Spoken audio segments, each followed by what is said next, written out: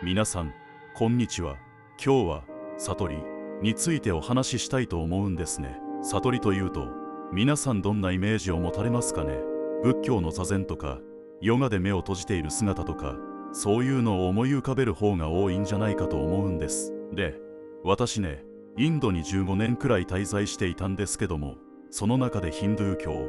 仏教、ジャイナ教、いろんな宗教の師匠から学んできたわけなんですね。そこで気づいたことがあるんです。悟りって実は宗教によって定義が全然違うんですよ。で、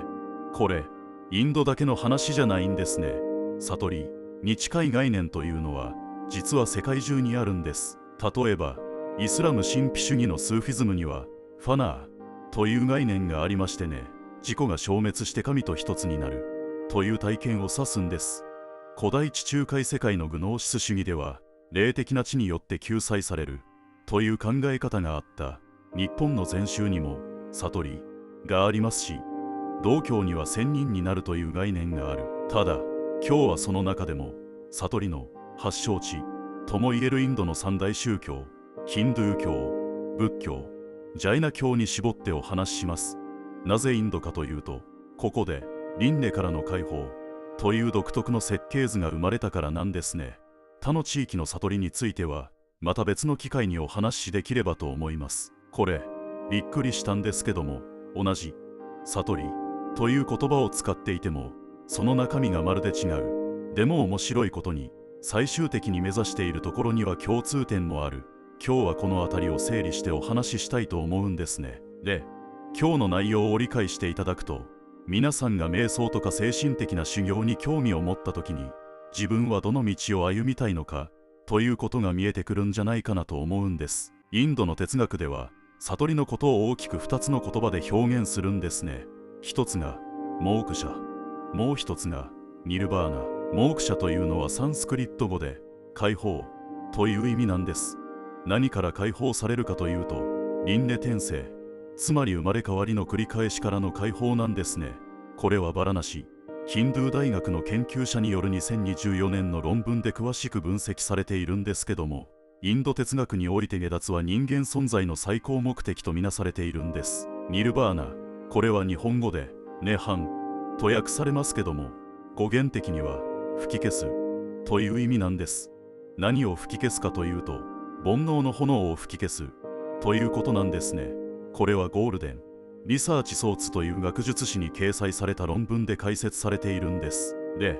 インドの宗教というのはほぼ全てこの悟りを人生の最終目標に置いているんです。唯物論のチャールバー科学派という例外を除いて、ヒンドゥー教も仏教もジャイナ教もみんな悟りを目指している。じゃあ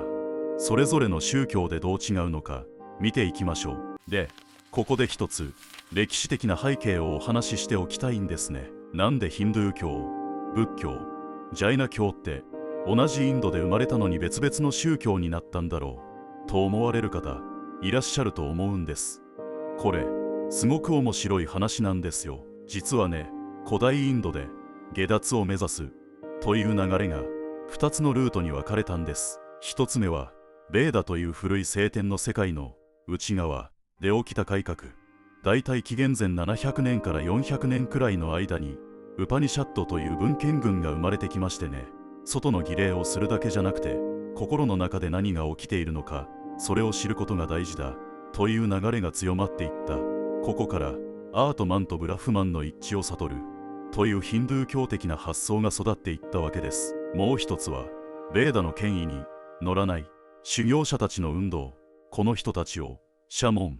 シュラマナと呼ぶんですね。シャモンというのはベーダを権威として受け入れるバラモンと対比される非正統の出家修行者のことです。で、このシャモンの場から仏教とジャイナ教が生まれてきた。仏教は紀元前6世紀から4世紀くらいの間、お釈迦様によって北東インドで起こった。ジャイナ教はもう少し早くて紀元前7世紀から5世紀くらいにガンジス川流域で成立していった。つまりね、同じ輪廻から解放されたいという願いを持ちながらスタート地点が違ったんです。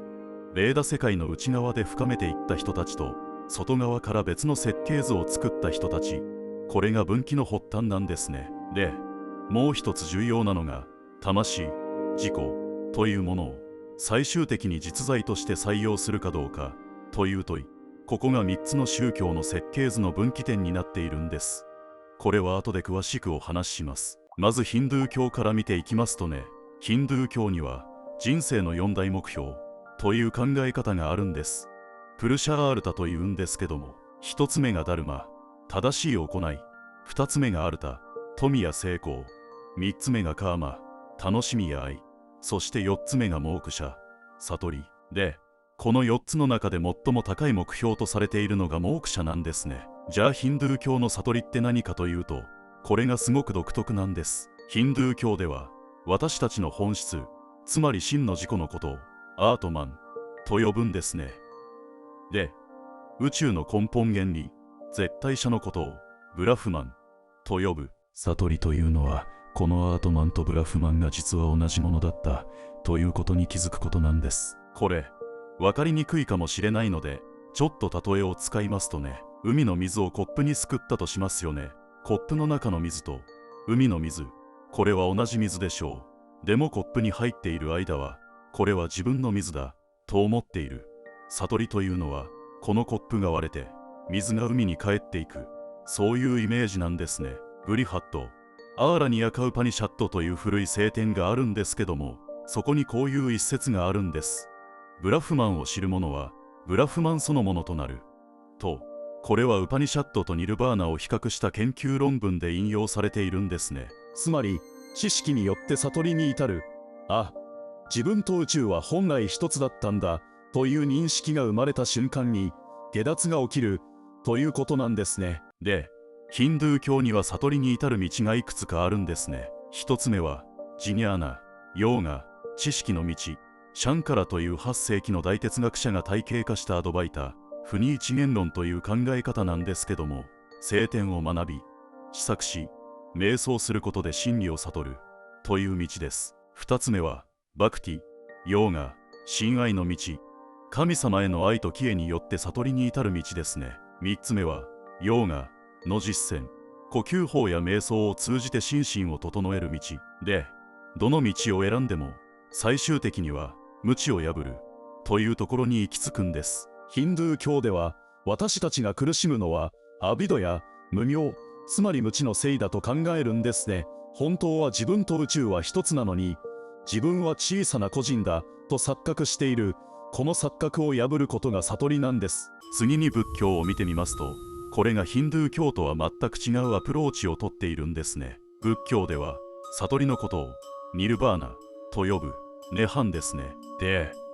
仏教の特徴は何かというと、無我の思想なんです。ヒンドゥー教は永遠不変の真がアートマンがあるという。でも仏教はそんなものはないというんですね。これすごく重要なポイントなんです。お釈迦様は一切の下りは無常であるとおっしゃった。すべてのものは変化し続けている。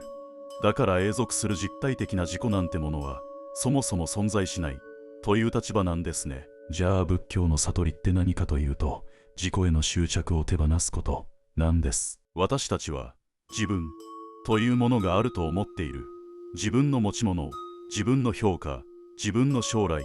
こういうものに執着している。でも実はその自分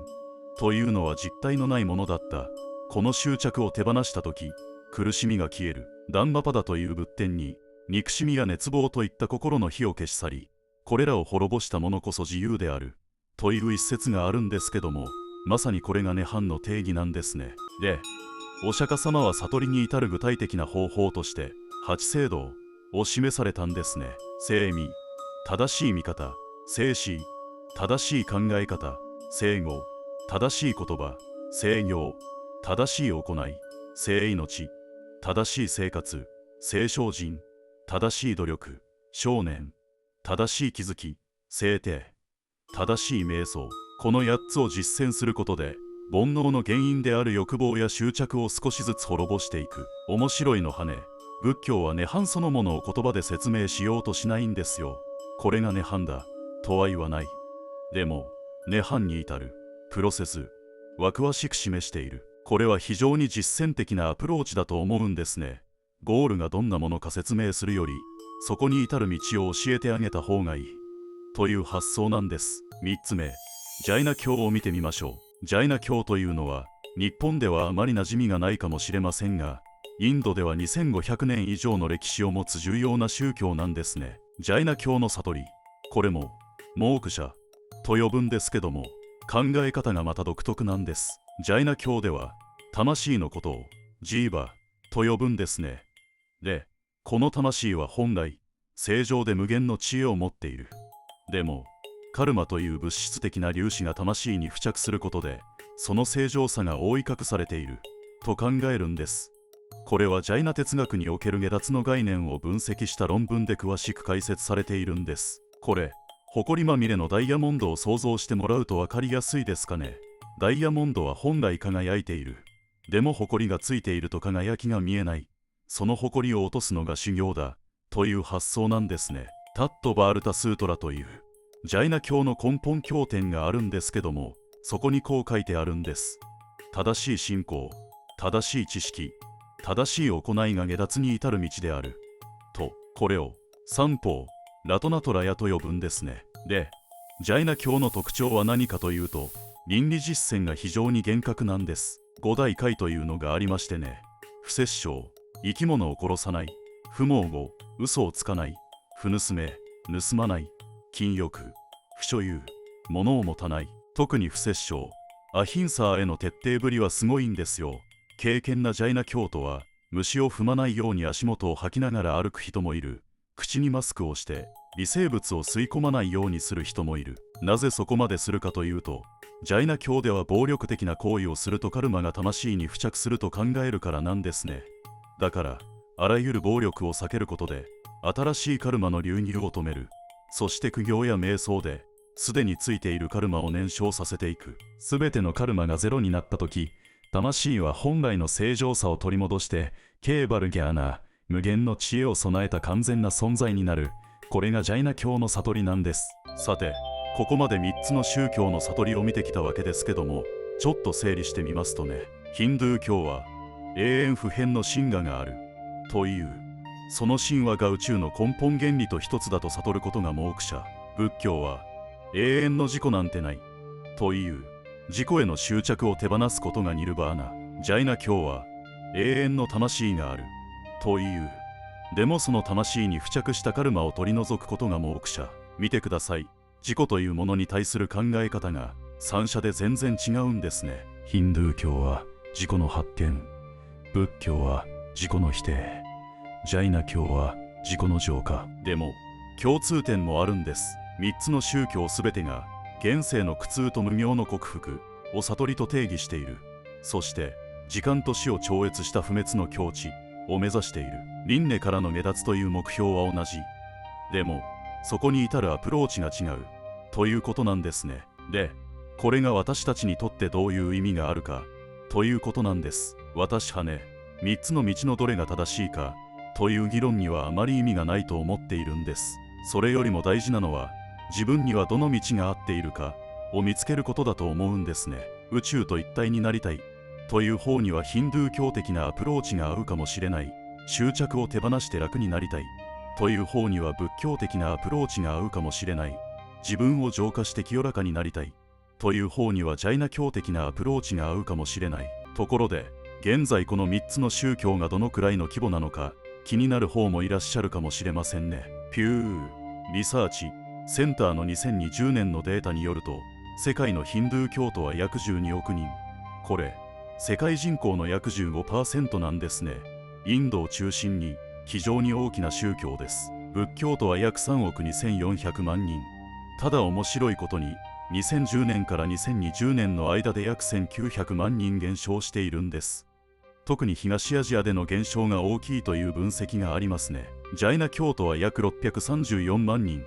3つの中では一番小さいんですけども、インド国内では非常に結束の強いコミュニティを形成しています。インドの2011年の国勢調査では人口の 0.4% を占めています。で、もう一つ興味深いのが、宗教としての所属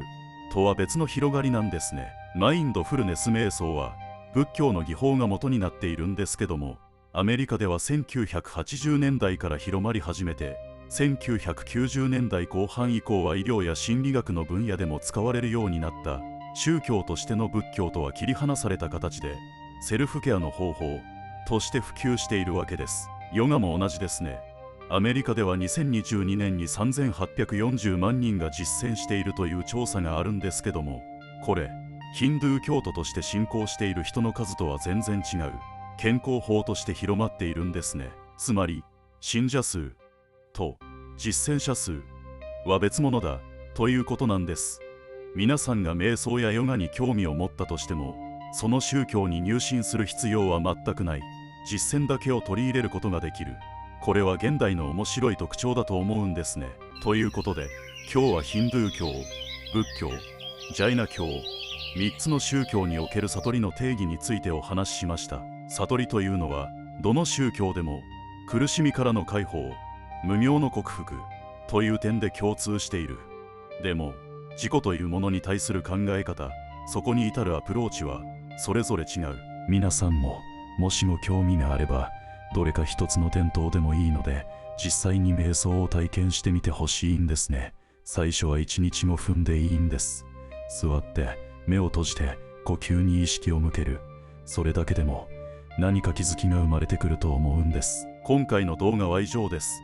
悟りなんて遠い話だと思われるかもしれませんが、1日5分の瞑想からでも何かが始まると思うんですね。皆さんも自分なりの悟りを探してみてください。それでは最後にお知らせしておきたいことがありまして、 X もやってます。もしよかったらフォローしてもらえると、動画の更新情報とか日々考えてるようなこととか、そういうのを投稿してますので、よろしくお願いします。で、もし今日の内容が何かお役に立ったなと思ったら、チャンネル登録と高評価よろしくお願いします。次回もまたこういう宗教の知恵とか悟りの話ができればと思ってます。